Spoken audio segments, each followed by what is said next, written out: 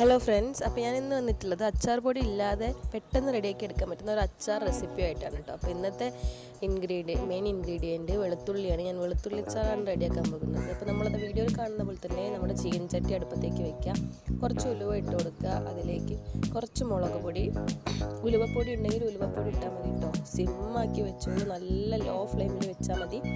അപ്പോൾ മുളക് പൊടി, ഉലുവപ്പൊടി ആണെങ്കിൽ ഉലുവപ്പൊടി, ഉലുവയാണെങ്കിൽ ഉലുവ, അതിട്ട് നന്നായിട്ട് ചൂടാക്കി എടുക്കുക. ഒരുപാട് തീ വേണ്ട, വീണ്ടും വീണ്ടും പറയുകയാണ് കരിഞ്ഞു പോകും.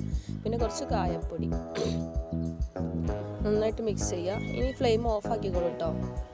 ഒരുപാടൊന്നും ചൂടായി വെന്തൊന്നും കിട്ടേണ്ട ആവശ്യമില്ല, ജസ്റ്റ് ഒന്ന് ചൂടാക്കി കിട്ടിയാൽ മതി.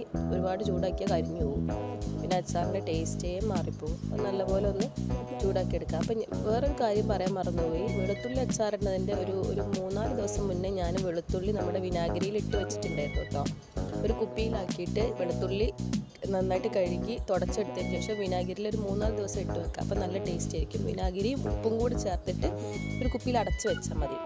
എന്നിട്ട് ഇതാ നമ്മൾ ആ കുപ്പിയിൽ നിന്ന് ഒരു പാത്രത്തിലേക്ക് വെളുത്തുള്ളി മാറ്റിയതിന് ശേഷം ആ അച്ചാർ പൊടിയായിട്ട് നന്നായിട്ട് മിക്സ് ചെയ്ത് കൊടുക്കുക. ഈ അച്ചാർ പൊടി പൊടിക്കാനൊന്നും പോകണ്ട കേട്ടോ, അതങ്ങനെ തന്നെ മിക്സ് ചെയ്താൽ മതി.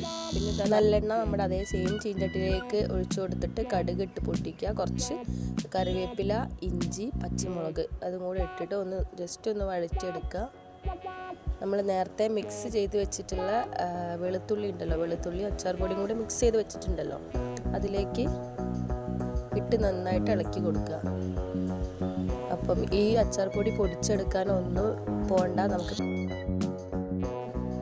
പെട്ടെന്ന് തന്നെ റെഡിയാക്കി എടുക്കാം കേട്ടോ. ഒന്ന് ജസ്റ്റ് ഒന്ന് വേവിച്ചപ്പോൾ അതിലേക്ക് ഒഴിച്ചു കൊടുത്തിട്ട് നമുക്ക് ചൂട് തണിഞ്ഞതിന് ശേഷം നല്ലൊരു ബോട്ടിലാക്കിയിട്ട് വെച്ചാൽ മതി.